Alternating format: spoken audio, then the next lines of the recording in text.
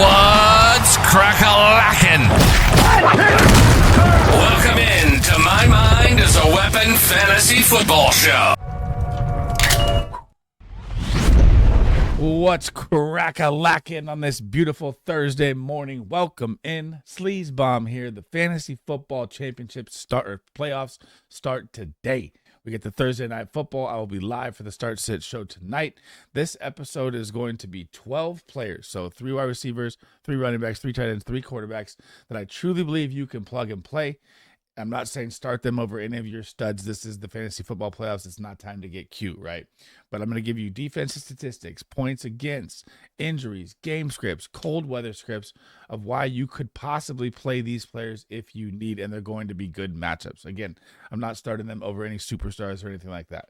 So before we dive into it, guys, as always, make sure you tap that thumbs up, hit that subscription, turn that bell on. Again, I'll be live tonight, 6 p.m. Eastern for the first Start-Sit show of the week. And it's also, again, it's the Fantasy Football Playoffs. Every single video I have out, every single episode, whatever it is, drop any questions you guys have down below. I will answer every single one of them for all the way through the Fantasy Football Playoffs. That is a goal of mine because it's time to get you guys to that championship and get you to hold that trophy by the end so we could all say that we're fantasy football champions at the end. Now, if you guys haven't checked out drafters.com or the Discord, both those are linked down below. The guys FF pinned in the top of the comments as well. We talk Dynasty Fantasy Football 24/7 to the Discord all the time with Big Draft Energy. We'll also be live on my show, and then we'll go live on his show after that tonight, guys. So let's take a look at some players that I truly believe you can plug and play that are actual true sleepers that may even be available if you need this week in the opening round of the Fantasy Football Playoffs here. Starting off with number 1 out of the 12, first quarterback is going to be Shedeur Sanders of the Cleveland Browns. And if you guys know anything about my channel for the past, 6 to 8 weeks, I've been telling you this guy is the it factor, going to be the future of the Cleveland Browns. And we got to see it last week. Yeah, it was versus the Titans, right? And everyone's like, oh my God, it's versus the Titans defense. But guys, the Titans have also played how many teams in the NFL this year? That is the highest point total that has been put up on there all year long. The hate has got to stop. Shedeur Sanders look absolutely great. 40-plus fantasy points, 364 passing yards. Drake May doesn't even have a 300-yard passing game this season. 3 TDs. He even had 3 rushes for 29. You like to see that, and a rushing touchdown. Now, in this game, you're going to get the Chicago Bears this week, right? So you're going to be heading into Soldier Field. They're 9-4, coming off a loss that's probably stinging them in the mouth here a little bit. And this game is going to be supposedly -10 to -20 in this game. It's going to be one of the coldest games in NFL history. So it may be more of a ground and pound run game here. And when you're looking at Shedeur Sanders, he's opened up this offense. He's opened up Fannin. He's opened up Judy. You know, he just has that playmaking ability. So when you look at the Chicago Bears defense, yeah, they're beat up. They did get Jalen Johnson back. So you got to, factor that in. But we got to look at what the Bears have done on the season versus the quarterback, right? And they rank 24th. They give you 18.1 points per game. They've given up 27 passing touchdowns, which is legit bottom 3 in the NFL. The opportunities are going to be here in this game. And he does fall into the sleeper category still for me because he's only done it in one game. You can't just pop off one game and be like, this guy's not. And he's going to be a sketch start in the playoffs for sure. This is more of a super flex play if you need, desperation redraft if you need. Like if you're chasing a roster that you think that is, going to beat you when you look at it, the projections are higher, I'd probably throw out Shedeur Sanders because his upside ceiling we just saw of 40-plus points is absolutely bonkers. So I love Shedeur Sanders as my sleeper number 1 play this week at quarterback. Quarterback number 2, and this one is as sketchy and as ballsy as it gets, man. It's J.J. McCarthy of the Minnesota Vikings. Now, you could look at last week. He was on my sleeper list last week as well. And you got the Washington Commanders last week, which is one of the worst, defenses there is, period. And they're down both their starting corners. So that's why the opportunity was there. And the weird part is he threw his 3 touchdowns to Josh Oliver for 2 and TJ Hawkinson for 1. Justin Jefferson, again, not involved. That's a very scary, scary thing to me here. But you're going to get the Dallas Cowboys here. You're going to have no weather. You're going to be in Jerry's world. The over-under right now, 48.5 in this game. Probably going to go up a little, maybe 1 more point or so here. Dallas favored by 6 in this game. And when he puts up, and you got to look at it last week like this, when he puts up his, 26 fantasy points or whatever it was, he only had 163 yards passing, but he did put in the 3 touchdowns. But that game script, they were up 21-0 at half. It was 28-0. They didn't need to pass. In this game, you're going up against the prolific Cowboys offense and the new kind of improved Cowboys defense from on the season. But if you look at the Cowboys on the season still, versus the quarterback, they are dead last on the season, 24.1 points per game, 29 passing touchdowns they've allowed dead last, and 3,543 passing yards, which also is dead last. So again, sorry, the pneumonia is still going. I probably got like a couple days left. But again, you have, Jefferson, Addison, Hawkinson. The weapons are here. Even Naylor, like Aaron Jones, Jordan Mason. I mean, it's just J.J. McCarthy. So, yeah, the matchup is absolutely beautiful here. And it's a super flex play for sure. It's just a very, very sketch redraft play if you want to throw them out there like the fantasy football playoffs. The matchup is here. Again, this is one of the best matchups you can get. It's just risky with J.J. McCarthy, but a risk it for the biscuit that I'd be willing to take if you need this week. Quarterback number 3, one of the sneaky and one of the best ones, honestly, in my opinion, is going to be Marcus Mariota this week at the New York Giants. So this game pretty much meaningless, right? And JD5 has been ruled out. So we're looking at 3-10 Commanders, 2-11 New York Giants. But look at what they're showing you here. So they're giving you a 47.5 over-under on a game with teams that have 2 or 3 wins. They're down their starting quarterback. There's no Malik Neighbors in this game as well. There's no Cam Scatterbo in this game. There's no Zach Ertz in this game. Like, they still think the points are going to be high. Why? Because these defenses are terrible. And we know that Marcus Mariota came in last week when JD5 popped his elbow against the Vikings very late in the game, had an ugly game there, threw a pick, had negative fantasy points, right? But only played like a quarter of the game. So, throw that out the window. You saw him at Denver in week 13, which is one of the best defenses, put up 294 yards, 2 TDs, and 55 rushing yards for 27 fantasy points. This is going to be a very, very good sleeper play this week. When you look at the New York Giants defense, why do you got to like it versus the quarterback? They rank 31st on the season, giving you 21 points a game, 23 passing touchdowns, 3,183 passing yards, and 314 yards on the ground, which is second worst in the NFL in rushing. And like I said, you just saw him rush for 55 yards 2 weeks ago at Denver, which is a way better defense. So they're going to have McLaurin still. They're going to have Debo still. Obviously, the running back room is a little, shambles with Chris Rodriguez, and we'll get to that. Actually, he's going to be on here as well. So Mariota is going to be possibly a 20-point play that may even be on your waiver wire this week. Again, not a steady start you want to have, but it is a sleeper option that I really, really love this week. Probably my number 1, even over Shadur. Heading over to the running back side, sleeper number 4 is going to be Byshell Tootin, the rookie backup behind Travis Etienne. Now, you're going to be like, why Byshell Tootin as a possible flex play? Remember last week on the show when I told you that Blake Corum is going to outscore Kyren Williams, and everyone kind of laughed at me and made all these faces? Look what happened. Blake Corum outscored Kyren Williams. Why? Because the game script led to let's use our backup running back to close this game out. Now, you have the 9-4 Jacksonville Jaguars at home in Duval County going up against the 3-10 Jets, who are going to be led by Quinn at quarterback is the update right now. This is what you have to look at here. So, yes, I love ETN as a top 7 running back as well. But when you have a 12.5 point spread of the Jacksonville Jaguars in this game, what does that lead you to think? That leads you to think, oh, they're probably going to be up early and often in this game. And look at last week. The Miami Dolphins were up 21-0 in the first quarter.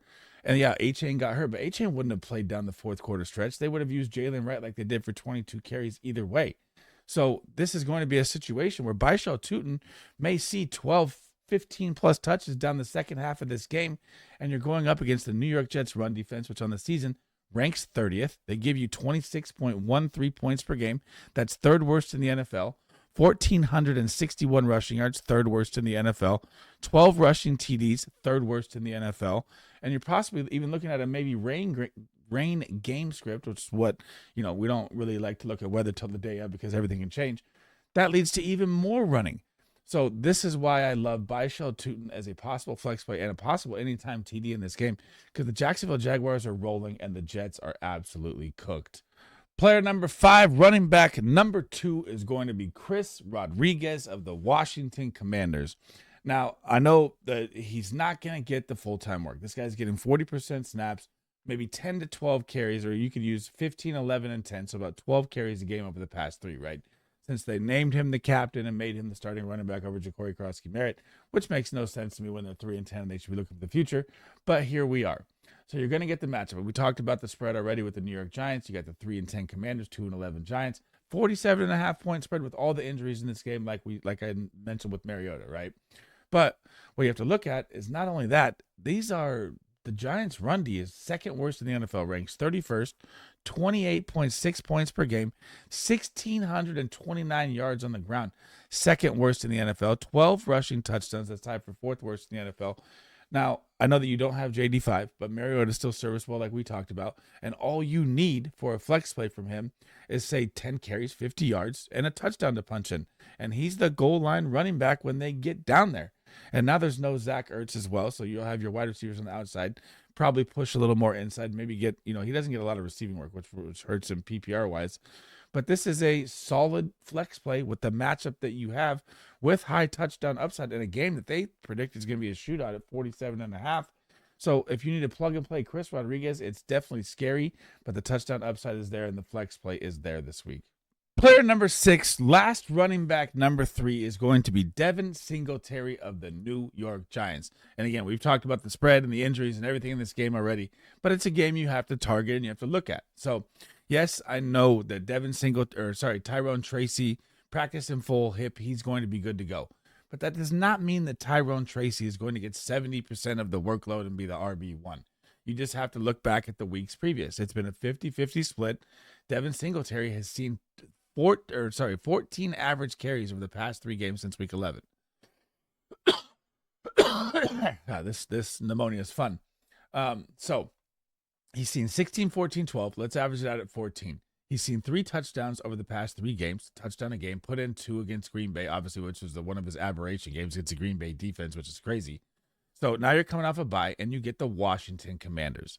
Now, where do the Washington Commanders defense rank? They rank 27th on the season, giving up 25.1 points, 1,450 rushing yards, bottom 5 there, 11 touchdowns, bottom 5 there as well, 475 through the air as well. So when you're looking at the matchup, this is your goal line back. Jackson Dart could, he does give you the rushing upside, could take him down there, could he vulture a rushing touchdown from him for sure. But you're possibly looking at a flex play, and if you just average it out, right, let's just use his last 4 games, right? 19, 17, 10, and 4. He's going to give you 10 to 12 points. That's just how it looks, and the touchdown upside is going to be here in bunches in this game for him, especially if they get to the red zone. So Devin Singletary, not a bad sleeper flex play at all if you need this week. Heading over to the wide receiver side, number 7 sleeper player is going to be Rashid Shaheed of the Seattle Seahawks. Now, I know when you're looking at the matchup here, or his, since he's been traded here, he's only been playing 50%. He's getting a little more worked into McDonald's system, 48% to 51% snaps. So you saw him go up, and at least you saw his volume go up from 3 targets to 5 targets, 7 yards to 67 yards. So he is getting a little more immersed in this offense. Now, what you got to look at here is you're going to get at home Phillip Rivers, 44-year-old, in the Indianapolis Colts. Seattle favored by 13.5 in this game, 42.5 over/under. But the interesting thing here is not just Rashid Shaheed. It's the Indianapolis Colts, both corners, Sauce Gardner, Tre'Davious Ward, both star corners are out for this game. It is going to be passing volume galore. That's why I have Jackson Smith-Njigba, my wide receiver, 1 on the week. The guy's going to go absolutely nuclear. But if you need a shot here with, Rashid Shaheed, it's not a bad flex play. And you also get the opportunity of the kick return, punt return, touchdown, which you saw him drop a 100-yard bomb last week as well. Now, let's look at the Indianapolis Colts defense. And like I mentioned, imagine the defense ranking you're going to get right now, and then take out their 2-star corners from it as well. So they rank 27th already, giving up 36.6 points per game to the wide receiver. 2,174 passing yards, which is 3rd worst in the NFL, and 12 passing touchdowns to the wide receiver. So, again, the only thing you got to worry about here and why he's sketchy is the game script. How is Phillip Rivers going to look with the Colts? Hasn't played in 5 years, 10 kids, grandkids. How's it going to go, right? And you're at the 12th man. Could be a rain game here as well. So this is more dart throw play if you need Rashid Shaheed, because he could definitely pop a bomb against this very, very weak Seattle or Indianapolis Colts secondary. Player number 8, wide receiver number 2. Man, I guess we're just going to target this Giants Commanders game like crazy. Is going to be Darius Slayton. Now, and again, we've covered all the injuries, all the spreads, everything about this game throughout this, video already. So when you're looking at this game, you get the Washington Commanders. And the Washington Commanders, remember, this is like the Indianapolis Colts. They are down there 2 starting corners in Amos and Lattimore, so they have just been hemorrhaging points to the wide receiver. They rank 24th, giving up 35.2, 2,119 yards, and 14 touchdowns allowed to the wide receiver, which are both top 10 metrics that is going to be nice play here. So he's also their deep threat. He's their vertical stretch guy. You get a play action play here. Boom. Slayton's going to be the guy that goes over top. Yes, Wan'Dale Robinson can get loose on deep balls as well. You've seen a couple this year, but that's not mainly his forte. He's mainly the slot gadget guy across the middle with a ton of volume target galore. Now, Darius Slayton, just look at the past 4 games here, right? And he did have a tough outing against Detroit, okay? But in the past 4 games, he's had 11 points, 12 points, 14 points. That's flex play material right there. So when you're looking at the 47.5 over-under that we've talked about a ton throughout this episode already, this could be a home run hitting play for Darius Slayton that could be a very, very nice flex asset if you need in the fantasy football playoffs here in Week 15. Player number 9, last wide receiver that could possibly fill into your flex spot this week is going to be Chimere DK, the rookie. Now, when you're looking at Chimere DK in the situation, you know that Calvin Ridley's out for the year. You know that him and A.O. Manor are going to be battling for that top spot. And it's kind of looked like Chimere DK is emerging as the wide receiver 1 for the Tennessee Titans. Not only just the wide receiver 1, the punt returner who has 2 punt return touchdowns in the past 4 weeks, and the kick returner as well. So, yeah, those are obviously, risks. You can throw those in there as extra, like a 2% chance for it to happen. But at least it gives you another option for fantasy football points there as well. And depending on your league settings, you could have kick return, punt return yards. Who knows how it goes. But we're mainly focusing on, main situation here. So you're going to get the San Francisco 49ers. You've seen Cam Ward. You've seen him kind of elevate here over the past couple of weeks. The game is slowing down for him. They're using him more outside the pocket. They're getting him on the run, and he's starting to look like a better quarterback and looking like the future of the Tennessee Titans, which is good to see. So what you got to look at here is you also have a 44.5 over-under. There's no weather in San Francisco. We know it's going to be, cloudy skies in California, right? And the spread is 12.5. What does that lead you to believe? That leads you to believe that you're going to have pass-heavy volume, okay? And we know that there's no Fred Warner, there's no Nick Bosa, there's no Michael Williams.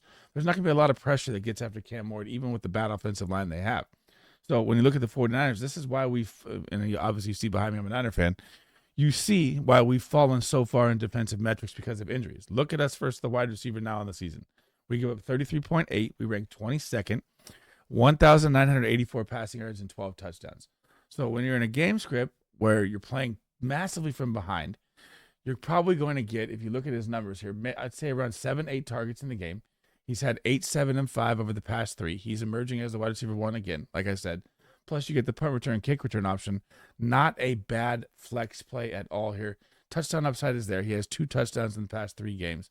Obviously, there are 3 touchdowns in the past 3 games if you count the punt return as well.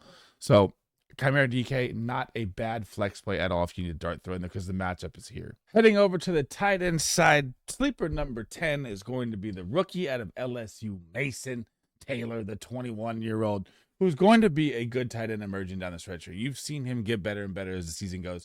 With the turmoil situation of the New York Jets and their quarterback play and a different quarterback every game, firing everybody, it is just a nightmare in the Jets.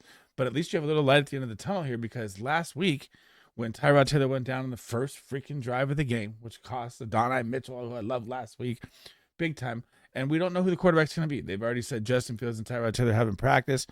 We probably have to wait till Friday, right? So I do think it's going to be Quinn that's going to be thrown out there again, thrown to the wolves. But what did we see when Quinn came in the game? We saw 8 targets to your security blanket tight end. He had 51 yards, 12.6 points. Not bad at all, especially if you play in tight end premium, even better. Now you're going to get the Jacksonville Jaguars, right? And what do we talk about? What do we have to look at in fantasy football is game scripts. And I know the Jaguars are absolutely phenomenal versus the tight end. They rank 4th on the season overall. No, they don't. Sorry, that's the wrong thing. They're actually 4th worst. My bad. I'm cranking through it so fast here. 4th worst in the season. So 16.26 points to the fantasy tight end position. They've given 846 yards, which is bottom 10 in the NFL. And they've also given up 7 touchdowns, which is tied for 3rd worst in the NFL. So, yeah, the offense isn't going to be pretty. Breece Hall going to be a tough game. But when you're looking at that spread, when I'm looking at, 13.5 or 12.5, what is it at? I forget. 12.5 right now. Might even go up with how bad this is going to be. This is what I'm talking about with Chimera DK as well. Your pass volume. They're not going to be running the football when they're down 14, 17 points in this game, and you have your quarterback who this guy should be playing in the CFL. Honestly, they're on to their third string quarterback. Could be fourth string if you want to put it that way. He's going to just target the security blanket like he did last week for 8 targets. You're probably going to get 8 to 10 targets. You're probably going to get touchdown upside of like 20%, 60, 70 yards, and about 12, 15 points. That's what you want from your tight end. Mason Taylor is one of my favorite sleeper plays at tight end this week. Probably my number 1. Number 11, tight end number 2, and I guess we're just going to target this Commanders-Giants game all the way across the board because one of them's got to hit, right? And it's going to be Theo Johnson. And you're going to get the Washington Commanders again. We've covered everything throughout this episode of the Washington Commanders. So let's just jump right into their defensive statistics versus the tight end. They rank 28th on the season. That's 5th worst. 16 points per game to the tight end. 798 yards, which is bottom 10. 9 touchdowns, which is tied for 2nd worst. Now, the connection with Jackson Dart has grown with him. Obviously, they had Jameis Winston step in for a couple games. He's still producing. This guy over the past 5 weeks has 3 games over 10-plus points. 18 points he's done it twice in the season. 24 points he's done it 1. And then 12 points again in week 4. But he had a very slow start to the season because the offense wasn't really meshing with Russell Wilson. That's just a given, right? So, again, when you're looking at this game, and I've named a lot of players from this game because this is a game I'm targeting heavily for sleepers because the injuries across the board, the injuries to the defenses, and how these defenses are absolutely terrible. So Theo Johnson is my second favorite. I'm going to go with sleeper play out of the next guy that's coming next. Last but not least, number 12, Dalton Schultz. Now, I know the name just is never sexy to anyone, but if you told me that Dalton Schultz was going to be tight end 12 when the year started, I would have laughed in your face, and that's where we are at right now. And the guys put up 125 fantasy points. So when you're looking at this matchup, and CJ Stroud is clicking, the only thing I'm worried about here, this is why he's my 3rd sleeper in rankings here, is the Arizona Cardinals are heading into the Houston Texans. They're 3-10, Texans 8-5, and the spread is not in the favor of a pass-heavy game script for the Texans. They're in a 10-point spread, which is why I like Woody Marks so much this week, right? So when you're looking at the game, this is desperation at best, right? Because the Arizona Cardinals really do struggle versus the tight end.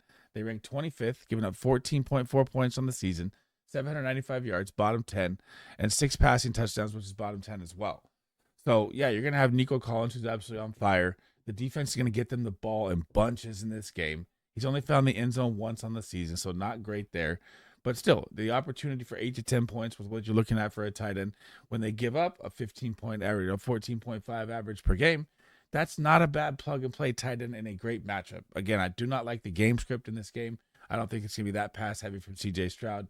I think the Texans' defense is going to absolutely light up Jacoby Brissett because why would they not? I know Jacoby Brissett's on fire, but they just lit up Patrick Mahomes and Josh Allen, and I'm not even thinking about putting Jacoby Brissett in versus them. So Dalton Schultz, my last desperation tight end sleeper play if you need in your fantasy football playoffs. Thanks for rocking with me, guys. I hope you enjoyed the content. That is the end of the episode. That is my top 12 sleeper. Remember, plug and play plays if you need. We got to cover every aspect here of the fantasy football playoffs. Every basis needs to be covered. So now, if you have any questions as well, again, doesn't have to pertain to anything, drop them in there. I will answer them all. My next episode is going to be pretty interesting here. We're going to do something different in this next episode.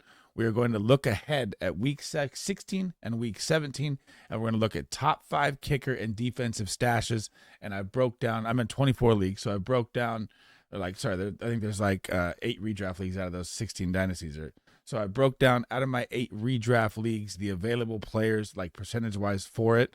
So it's going to vary between them. Obviously, every league's different, but we're going to look at your top 5 stashes for kicker and defense moving ahead because being ahead is the advantage in fantasy football you want, guys. So if you guys haven't already, tap that thumbs up, hit that subscription, turn that bell on. Again, I'll be live tonight, 6 p.m. Eastern. The fantasy football playoffs start tonight, baby. Let's go. And if you haven't checked out, again, the sponsor, drafters.com or our Discord, both those are linked down below, guys. That's it for me in this episode. I will catch you in my stash video next. Sleazebomb out.